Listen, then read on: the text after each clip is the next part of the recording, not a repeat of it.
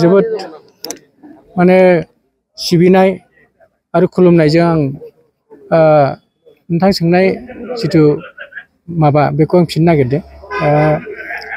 National road safety month बे अल India सोलिदों।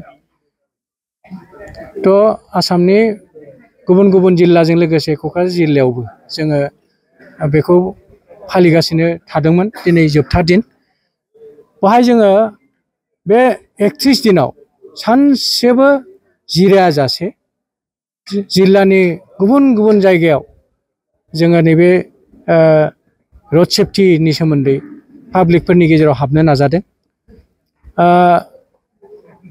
थेवबो माने जोबाखै। बे रोड सेफ्टि मान्थआ अफिसियेल केलेन्डाराव जोबदोंब्लाबो जोंनि बे माबाया खामानिया एक्टिभिटिसा जोबाखै आरो जोबनाय नङा।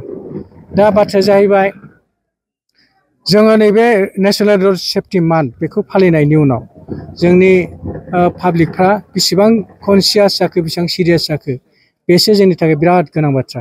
दा बेवहाय आङो नोंथांमोननि गेजेरजों आरोबाव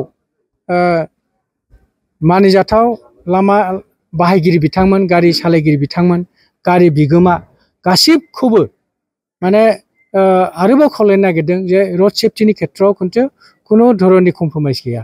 बेखौ माने दहाय जोंना नैबेहाय जोबोद गोरों मानसिफोर फैदोंमोन, नोंथांमोना निश्चय नुदों। बिथांमोन बुंनाय बादि माने साफ्रोमबो लामा बाहायगिरि बिथांमोनहा, साफ्रोमबो गारि सालायग्रा बिथांमोनहा बयबो मालायखौ दाय होआजासे उमुगासो भुल खालामदों, नैबे लामानिसो दाय, नैबे पुलिसनिसो दाय, नैबे गारि सालायग्रानिसो दाय, नैबे लामा थाबायग्रानिसो दाय, नैबे मटर साइकेल सालायग्रानिसो दाय, आंनि दाय नङा बे साननायखौ जाहाथे गावखौ नायफिनो जे आं मालायखौ दाय होदों, दा आं मा थिगैनो दं नामा, आं दायखौ मावाखै नामा, बेखौ जाहाथे सानफिनो। आं मटर साइकेल सालायनायाव हेलमेट गानदोंना गानाखै, आं बिराद स्पिडआव सालायदों नामा, आं बैखौ बुंनायनि सिगां आं गावनि दायथ'खौ फालिग्रोनि, बेखौ जाहाथे बयबो गोसोआव लाखियो। आं बेखौसो माने खोब गोसो गोरबोनिफ्राय खावलायहरदों। आरो नैबे बोसोराव माबायदि राहा लादों नोंथांमोना? जोबोद गिलु बालु सोंथि बियो। माने बेफोरबायदि सोंनायनि फिननायखौ होनोनो गिनाय मोनो। मानोना थांनाय बोसोराव 2024 सनाव जोंना रोड सेफ्टि इयारा माने जानुवारि 1 थारिखनिफ्राय डिसेम्बर 31 थारिखसिम हमो। बे फाइनान्सियेल इयारजों सोमोन्दो गैया। दा थांनाय बोसोराव जानुवारिनिफ्राय डिसेम्बर 31 थारिखसिम माने जिखिनि मानसि थैदोंमोन बेखौथ' जों बे फैगोन बोसोरनि डिसेम्बरावसो मोनगोन नालाय। दा जोंना जानुवारिखौ जों कम्पेयारिजन खालामोब्ला 2024 जानुवारि 25 जानुवारि बे माने जोबोद गिथाव बाथाव। 2024 सननि जानुवारियाव क'क्राझार जिल्लायाव 6 जन मानसि थैदोंमोन। दा नैबे 25 सननि जानुवारियाव 9 जन मानसि थैबाय दान मोनसेयावनो। दानो 50% बारायदों। बे गिलु बालु मोनसे गिख्रंथाव माबा। थ' जोंनि गासै रायजोफ्रा नियम कानुनखौ मिथिनायनि उनावबो माने गोरोन्थि खालामनायनि थाखाय, गोरोन्थि जानायनि थाखाय बे जाब्रबथाया जायो। दा बेखौ जों हमथाथारनांगौ। जोङो खुब नाजादों। बेवहाय गारि सालायगिरि बिथांमोननि हेफाजाब नांगोन, रायजो राजानि हेफाजाब नांगोन, बेवहाय नोंथांमोननि हेफाजाब नांगोन। बेखिनि मेसेजआ जिल्लानि खना खनला सौहैजोबनांगौ जे बयबो लामा जाब्रबथायनिफ्राय जों सांग्रां थानांगौ। जों गावबा गाव माने दायथ'खौ मावथारनांगौ। मालायखौ बुंनायनि सिगां आंनि दायथ'खौ आं मावग्रोगोन, बे साननायखौ गोसोआव लानांगौ आरोखि। मा जाहोननि थाखाय बे जानुवारि दानावहाय एक्सिडेन्टआ बांसिन जायो?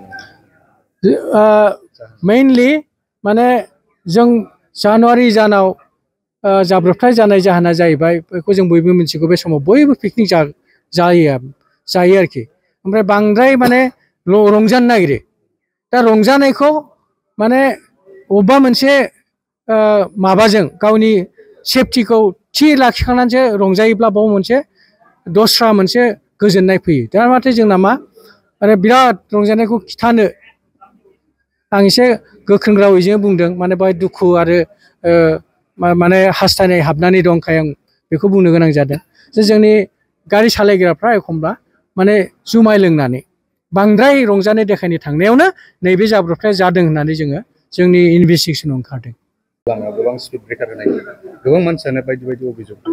बे बिथिङाव नोंथांमोननिफ्राय माबायदि नङा बे ओरैबादि बे लामायाव बेहाय स्पिड ब्रेकार होनायनि सिगांनि बोसोरजों होनायनि उनावहाय एक्सिडेन्ट जानायनि हारखौ जों रुजुनानै नायनांगोन बेखौ जोंबो दुखु मोनो जे बे 20 किल'मिटार लामायाव 15टा स्पिड ब्रेकार दं बेखौ जोंबो दुखु मोनो खिन्थु बेखौ होनायनि जाहोनाव बे स्पिड ब्रेकारखौ होनायनि जाहोनाव स्पिड ब्रेकार होनायनि सिगाङाव जिखिनि एक्सिडेन्ट जाना मानसि दंमोन बेयाव बिराद खमायदों दा बेनि एग्जाम्पल हिसाबै CITनि मोखाङाव जिखिनि स्पिड ब्रेकार दं बेखौ होनायनि सिगां बहाय बहुतटा एक्सिडेन्ट जानाय अफिसियेल रेकर्ड दं खिन्थु बेखौ होनायनि उनावहाय माने एक्सिडेन्टआ बहुत खमायदों दा बहाय माने स्पिड ब्रेकारखौ होनायनि उनावहाय रड मार्किंखौ जोङो होनो खावलायदों माबाखौ PWDखौ बे हिसाबै बिथांमोनाबो होदों खिन्थु जेन्सआ गेजेर गेजेर गोमोरो दा बे हिसाबै जों बिथांमोनखौ आरो बुंदों जे बे स्पिड ब्रेकारखौ होनाय लोगो लोगो रड मार्किं जितु मोनायावबो नुजासे बेखौ एकदम क्लियार माने भिजिबल खालामनानै होनांगौ होननानै जों अफिसियेलि जोंनि मिटिङावबो बेखौ रिजोल्युसन लानानै होनाय जाबाय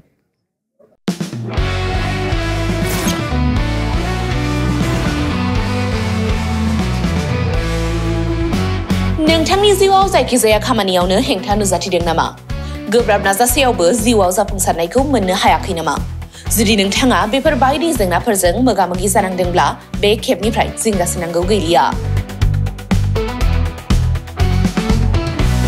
मुलुग दरबाराव तन्त्र मन्त्रनि थाखाय बयनिख्रुइबो मुंदांखासिन थावनियानो जादों मायांखौ साधु बिद्यानि रायजो होननानैबो मिथिनाय जायो बे मायांनिफ्रायनो तान्त्रिकनि सोलोंथाइ लानानै फैदों मुंदांखा रबि कबिराजा बिथांनिफ्राय नोंथाङा नोंथांनि जिउनि गासिबो रोखोमनि जेंना जेंसिफोरखौ सुस्रांनानै लानो हागोन बिसि फिसायनि गेजेराव जेंना गोसो थोनाया गारनानै थाङोब्ला लाबोफिननाय जुलिनि जेंना साख्रि मोननो हायै हा हु धोन सम्पथिनि जेंना बायदि बायदि जेंनानिफ्राय उदां जानो एबा सुस्रांनानै लानो थाखाय नोंथाङा दिनैनो दानो जगाजग खालामनो हागोन रबि कबिराजखौ जगाजग खालामनो थाखाय मबाइल नाम्बार 7099193841 एबा 7086047381 आव कल खालामनो हागोन